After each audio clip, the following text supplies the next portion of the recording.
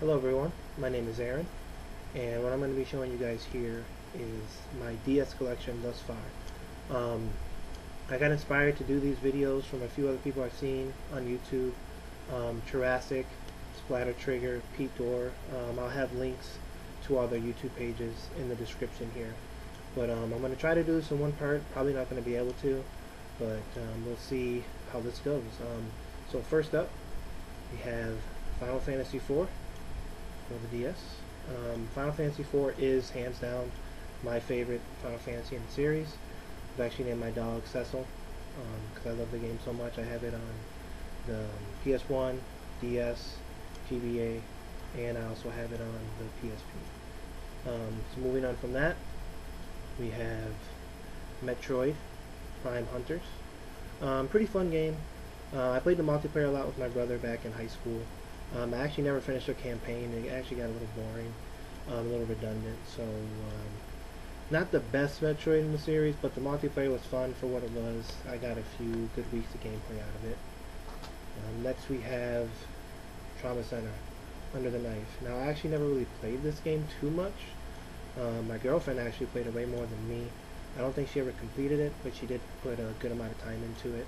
It's something that I definitely want to play in some time, but it's something I'm going to have to get back to. My backlog's kind of big right now. And then we have Castlevania, Order of Ecclesia.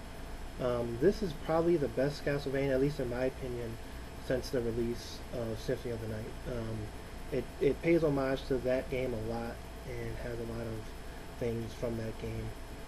It's definitely the best one on the DS. I highly recommend you get this if you're a fan of Metroid, Castlevania type of games. After that, we have another Castlevania title, Portrait of Ruin. This one is, I enjoyed it. I enjoy most of the Castlevania games. I didn't really enjoy the two-player option that this game offered too much. I thought it was an interesting concept. I don't think they went through with it too much. There's only a few instances in the game where you really need to rely on both characters. Other than that, it seems like it was kind of a gimmick that was thrown onto the game to make it stand out a little bit more. Okay. From there, we have another Castlevania game, the first one that was released on the DS, and that's Dawn of Sorrow. I really like this game too. It was my first DS game besides Mario Kart. Put a lot of time into this game. I really like the characters. Some was really cool character, especially if you played the GBA version. But yeah, it's I wouldn't say it's the best one. I give that nod to Order of Ecclesia, but it's definitely the second best one. It's much better than Portrait of Ruin. After that, we have Phoenix Wright. I actually got this game before. I'm pretty sure they did a reprint of Phoenix Wright. I got it around the time when it was a really hard game to find.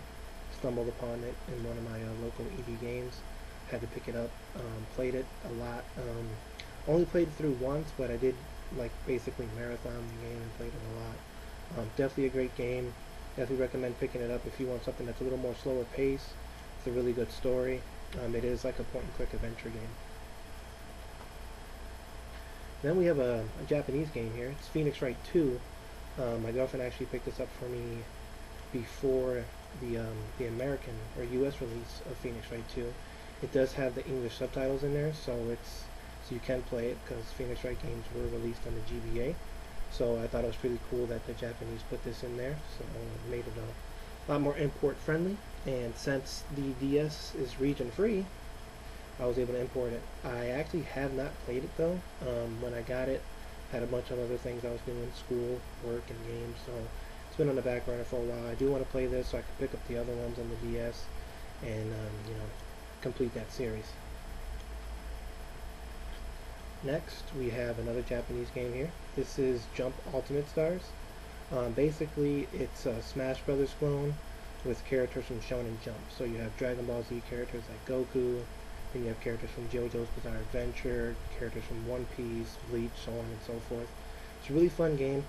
I had a lot of fun with this. It does have multiplayer too, and I actually played some people, I don't know if they were from Japan or not, but I played online. It was actually a pretty decent connection. There's tons of stuff to do in this game, tons of playable characters. I think there's over like 250 playable characters in this game. and basically you build decks on the bottom screen of your characters, and they take up a certain amount of slots. So if you want Luffy, Monkey D. Luffy from One Piece, but you want the stronger version, he might take up 6 slots as opposed to a weaker version of the character, which might only take up 4. But it really just depends, because you have like ability cards and stuff like that, and if you have a really strong character, they might take up your other slots. Definitely a great game if you're looking for something that's quick to pick up, fun to play. There is a language barrier in the game. You're going to need to use game facts to go through and beat this game, or unless you know Japanese, because there's certain missions that require you to like not press the B button or something like that, and you're not going to know that unless you know Japanese or have game facts open. But other than that, pretty easy to follow with the game facts, and a great game. Alright, another Japanese game coming up here. We have Bleach. This is the first Bleach game for the DS. I actually picked this up before it came out in the States. I wanted a good fighting game for the DS, and there wasn't really anything out. So I actually got into the Bleach series to get this game. I watched the first season. I didn't really care for it too much. I'm more the guy who likes the shorter animes that are only like 23 or OVAs.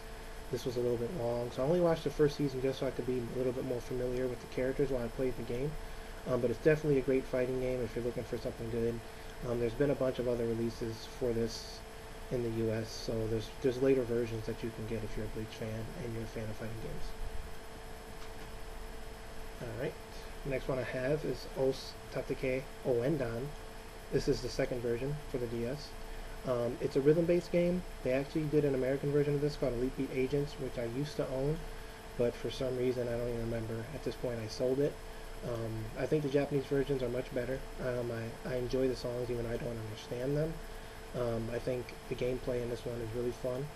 Basically, it's a rhythm-based game that you just use your stylus to, hit the little numbers in sequence with the rhythm of the song.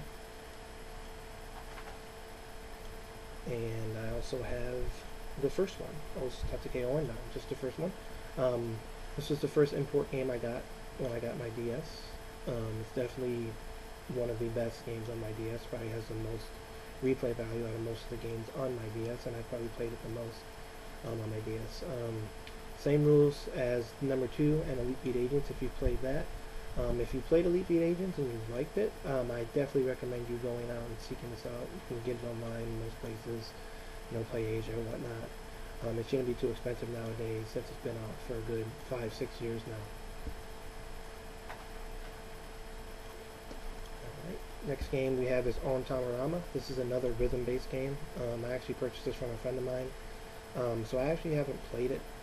I popped it in, played it for like a minute or two. Don't really know too much about it. This is a copy of Beautiful Joe for the DS. Excuse the ugly GameStop tag there. I actually haven't played this one either. Picked this up when I used to work at GameStop. I got it pretty cheap with my discount and everything like that. It was only like $5 at the time. So I picked it up because I did enjoy the PS2 version of Beautiful Joe. Just haven't gotten around to playing the DS version. Alright, and we have another rhythm game here. This is Rhythm Heaven. Really awesome game. I actually picked this up the day I got my DSi on release date. Really fun, really, get in, play it for a few minutes. Catchy games, catchy songs. A lot of times you want to go back and play the game just because you enjoy the song so much, which I think is a testament to just the style of the game. They didn't just make some simple rhythm game and slap it on there. Definitely a great game. Recommend you picking this up if you like rhythm-based games. And that's going to do it for there. We're about running 10 minutes. I do have a bunch of other things to show you in my DS collection. I'll make a part 2 for this, and hope you stay tuned and tune into that.